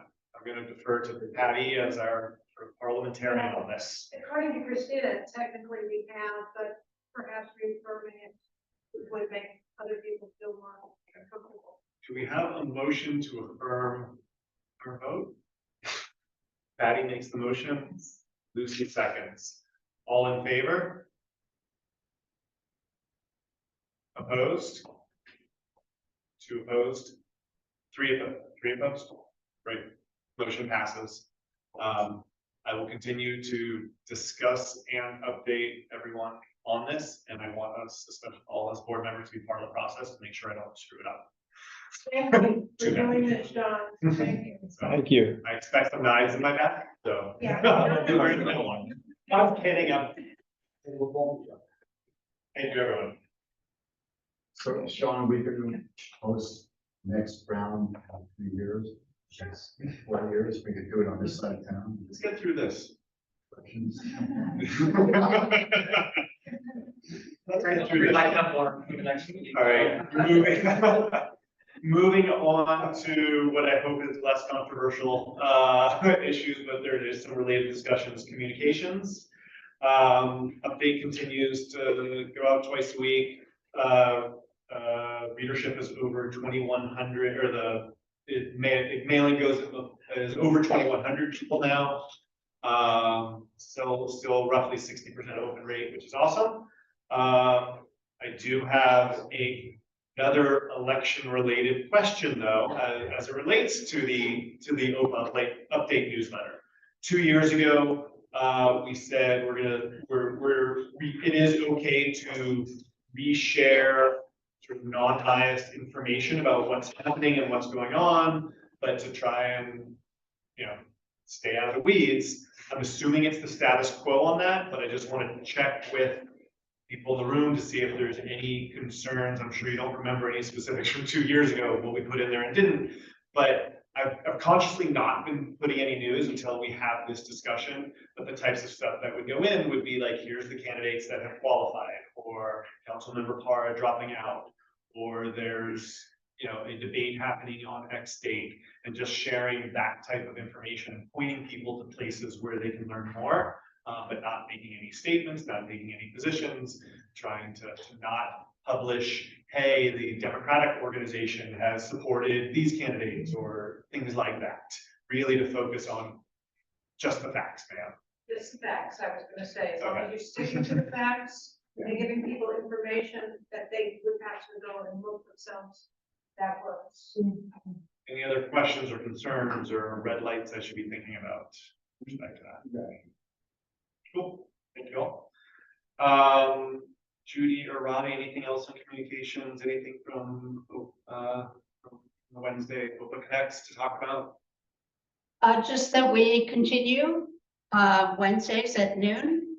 There are, 8 to 10 people who come on a regular basis. It's a very, very good conversation usually about what's going on in the city. Not only Ocean Park, but what's going on citywide. And we welcome everybody to be a part of that. I also wanted to say that I forward your newsletter to about 60 people. So you can count those. Thank you. I had multiple people at National Night Out talk about, so they get it from you. Thanks, Judy. Jerry, you have a question? Yeah, I just want to commend everybody over the past few years that's been doing the Wednesday Zoom update, particularly Judy right now and Will. And I found it to be very, very informative. And I urge everyone, if you haven't been part, it's right at noon, just plug right in. And I want to thank Gleam Davis, who often comes from a late night council meeting to make sure she's part of it. And Kevin McKeown, our former mayor, participates regularly. And it's just a really good thing. And it started during COVID, but it's continued every week now for years. And that's something we singularly do as a neighborhood organization. So if anyone is putting down Ocean Park Association, let me tell you, we're doing a good job in that. We're doing a great job with the 4th of July parade. We got a lot to be proud of. Sure. Moving into member engagement events. Do you want to count? Yep, I was gonna say, start with Patty and our membership committee. Okay, over the past second quarter, our membership only grew by 5. However, I wanted to say that we have, close to, Sean, we have businesses. We have 4 bronze businesses. We have 2 silver and 2 gold. This is how much they are giving to buy $50, $100, and $250 to OPA a year. Very nice. Right now we have 325 members, plus 67 who are household members as well. So that's what we have right for that quarter. Cool. Thank you. Anything else on member engagement? Let's move into events. Next event, I believe, on the calendar is a summer happy hour. If you paid attention to the newsletter, the date has been kind of jumping around because of BNC and other conflicts coming up. I think we've landed on Thursday, August 29th. I do believe there's a city council meeting that night, but we just, oh no, sorry, that was Tuesday. That was why we moved it off the 27th. Thank you.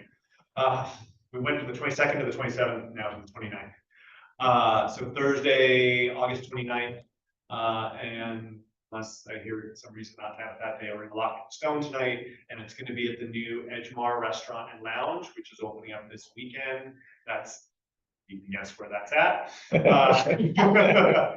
where the old brick and mortar and then Tipsy Chef was there in the back. We're going to have a patio. We should have a large section of patio, unlike when we were at Jameson's.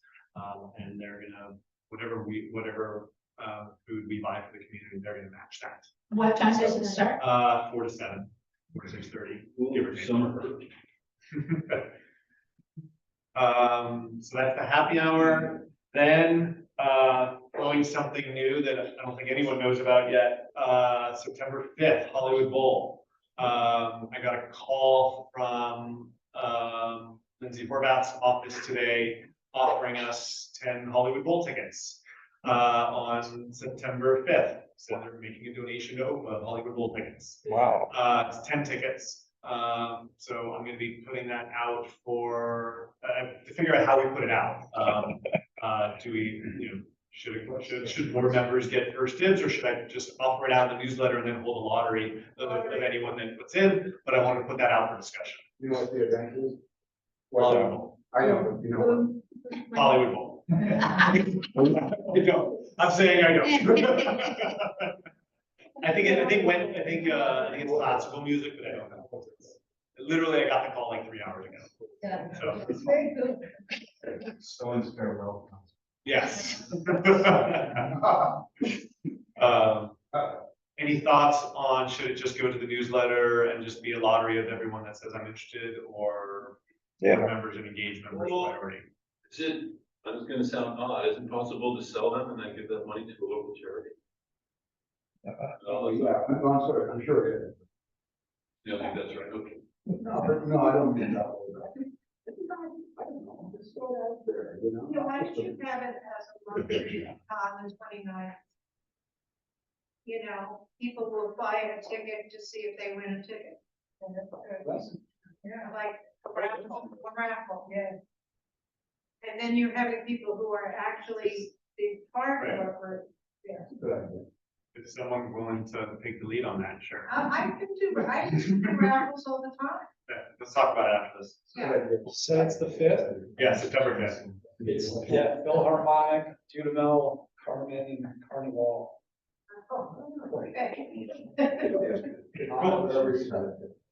So that's the Hollywood Bowl on September 5th. And continuing with the busy week, Robbie, anything, or Judy, anything to talk about with Day of the Dog? The shotgun house will be open that day and I'll be there. So, I'm here. I don't have any update, Judy, on Day of the Dog.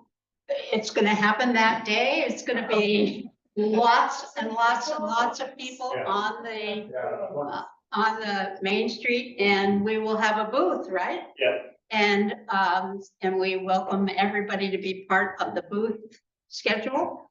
And So it's last year, it's just North of Ocean Park Boulevard. This time it's gonna be spread out, so it covers north and south. Right. And there's gonna be a lot going on the And street. as much chaos and anarchy as there was last year, in a good way. I expect more because now people know about it and are spreading the word. So there's gonna be a lot going on. If you're available that day, please volunteer for the booth. John, you had your hand up? Yeah, we had chatted briefly about using the opportunity to do another survey. So is that something that sounds good? Yeah. We've done it with Barco. Happy to do You live in that. Ocean Park, are you having fun? I think it's a great idea. So also gives us something to do at the booth as well. If you can help me put it together, that'd be awesome. David. So everybody's not totally exhausted from Saturday. Sunday's the second adopted cleanup. We had to cancel the other one, we got stuck in Frankfurt, but, so Sunday from 10 to noon, Tower 26. Yeah. Second adopted cleanup. Partnership with the And we're gonna make the third one. Cool. What date was that?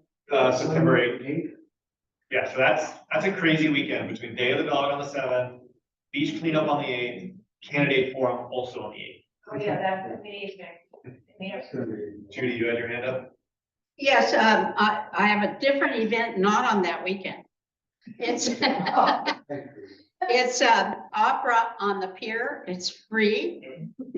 You can go to the pier and see Madame Butterfly on a giant screen. It's a really fun event. I've gone the last. Last year was Carmen, right? Yeah, it was. And Butterfly? Yes. Yeah. Madame Butterfly, yes. It was my wife's debate partner. Ah. Yeah. And what they do is they put up a really big screen and it has extraordinarily good visual and sound. That our supervisor, Lindsay Horvath, pays for. So it's really wonderful and it's free. And now, I mean, how often can you go see an opera for free? And the doors open, not doors exactly, gate opens at about 5. It starts at 7, I think. And you can go and sit there and get food from any of the restaurants, and it's really fun. I suggest that people go to that, and that is September 21st. So it's a different weekend than we've been talking about, September 21st, 5 o'clock. It's a Saturday. Thank you.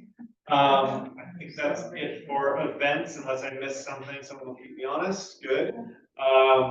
Continuing on with board business, we're running tight on time, and I know we have to do accounting reports, so instead of calling each task force specifically, I'm just gonna open the floor for any of the task forces to speak up on anything that's been super active or pressing for this meeting. Anyone have anything super pressing? I didn't get any notes ahead of time. Abe, anything we need to be worried about with that earthquake today and future prepping? Yeah. But in terms of the earthquake, there's nothing to gain interest in emergency preparedness other than an earthquake. And that coincidentally happens to take place right after I shut down my office completely. So I'm a man without an office, which means I have more time, and I will be calling a meeting for the Ocean Park Emergency Group sometime between now and next meeting. So please, I'll tell Sean, and if you can look at the newsletter for that, we'll get that going.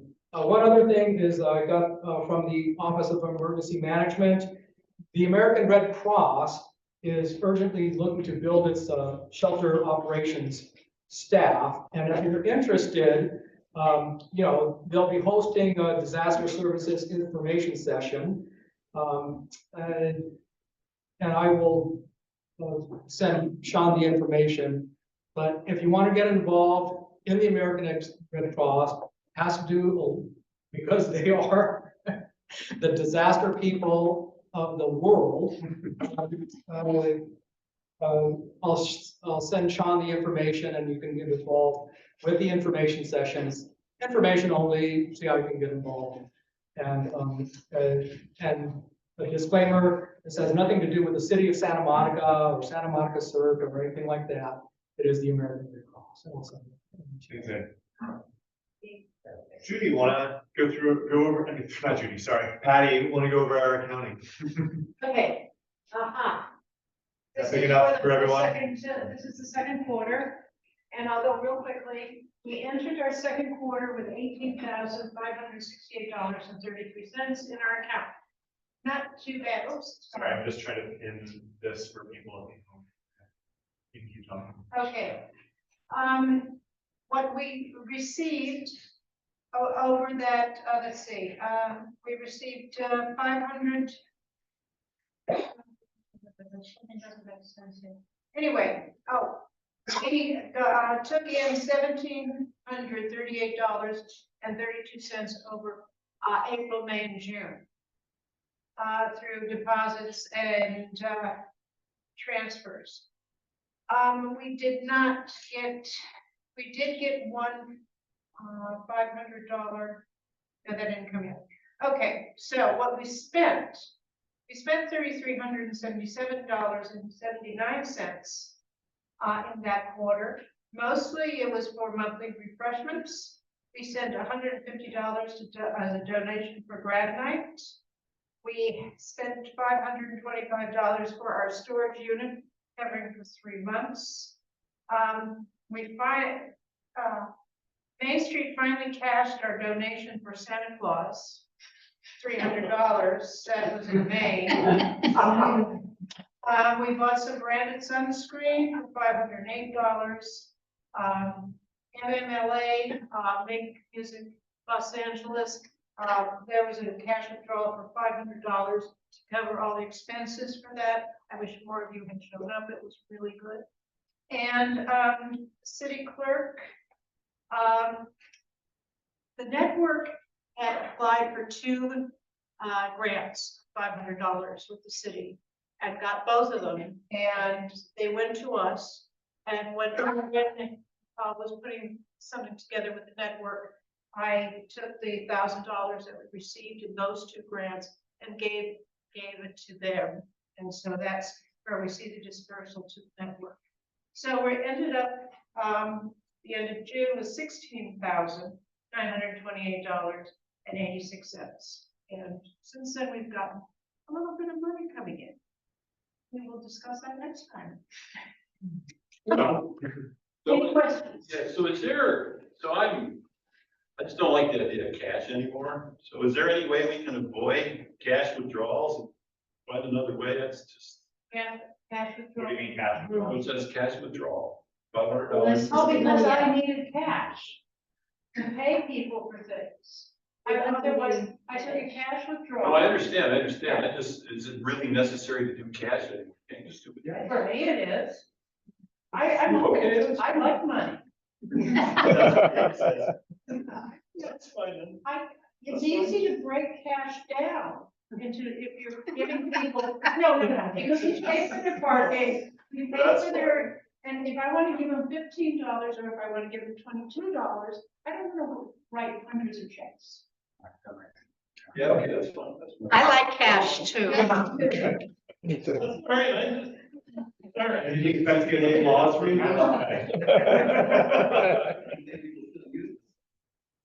And they're gonna use it, it says. Everywhere you go, then. Do we don't need to make any motion to accept, Patty, we don't need any motions on this, this is just a report, right? No, if you don't, you know, Great. doing something wrong.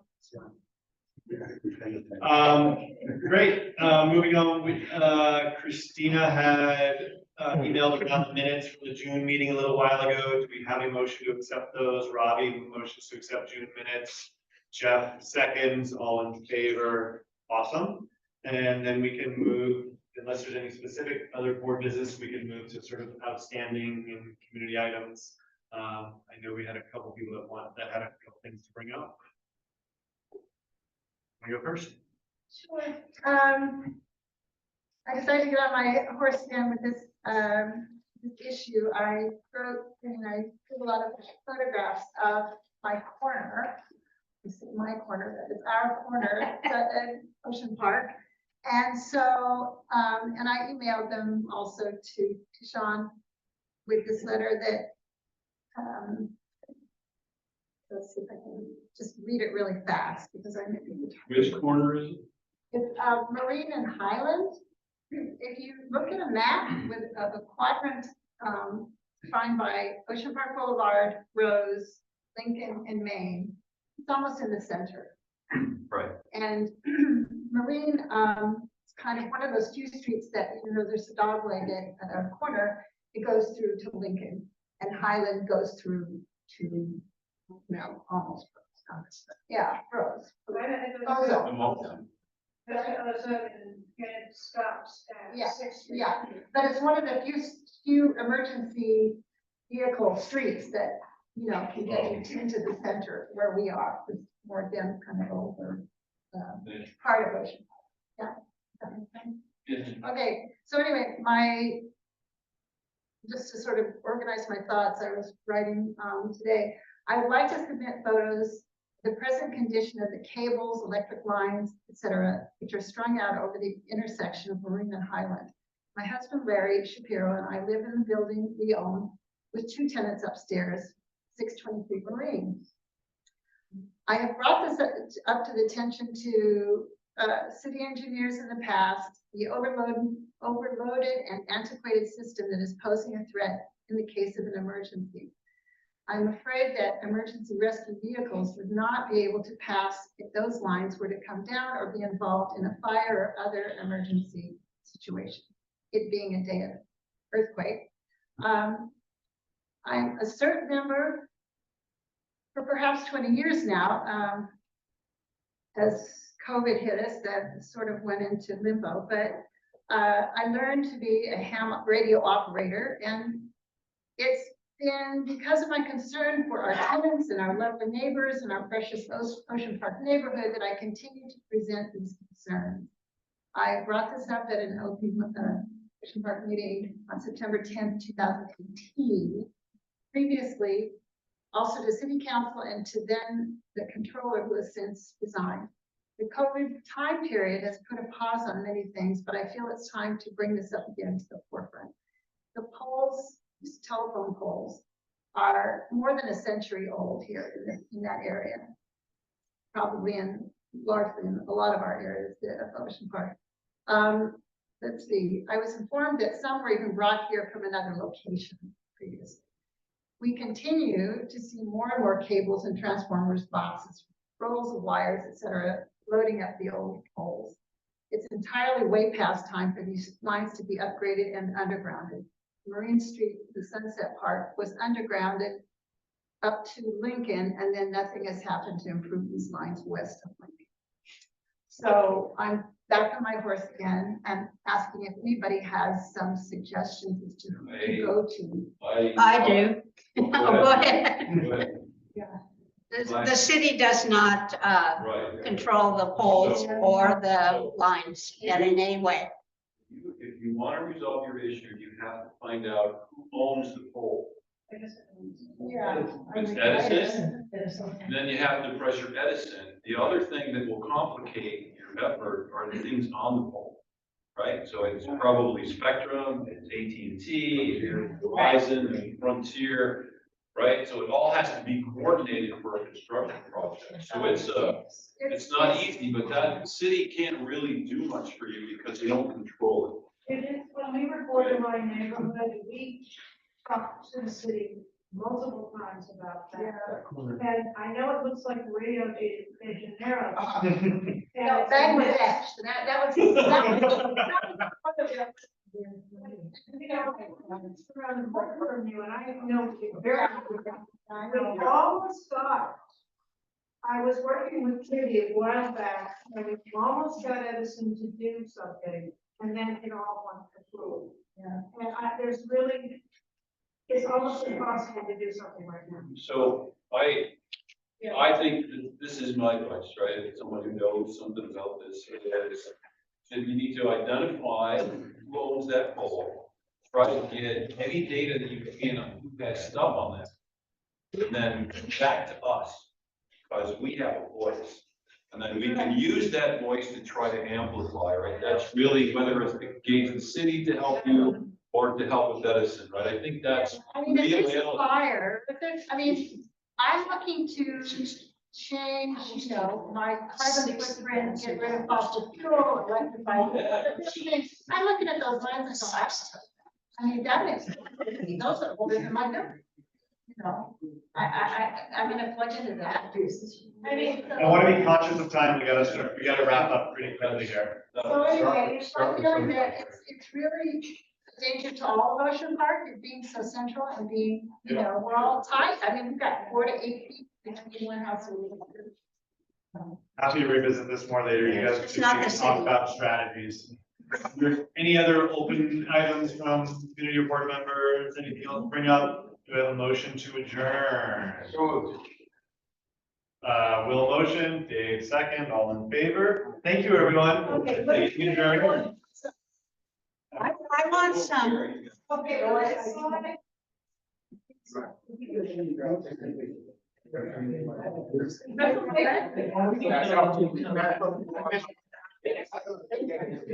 No, I-